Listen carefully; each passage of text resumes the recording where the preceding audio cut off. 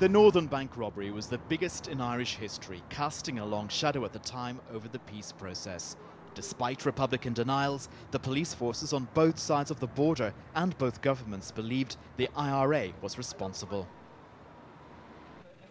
A few weeks later, detectives found £2.4 million in 6 holdalls and 1 plastic bag in the basement of this house belonging to Cork moneylender Ted Cunningham.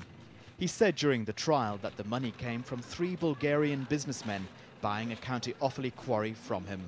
The prosecution replied there wasn't a single piece of evidence to support that Bulgarian claim.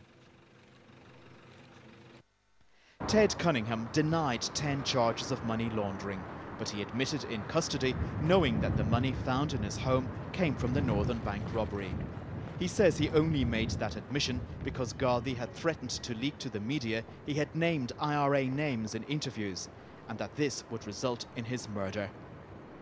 The accused, while in custody, also named Phil Flynn, a former Sinn Fein vice president, a former leading banker in the Republic, and once Bertie Ahern's industrial relations troubleshooter, as the boss behind everything. But in the trial that lasted 45 days, he told the jury he only said that because of Garda threats.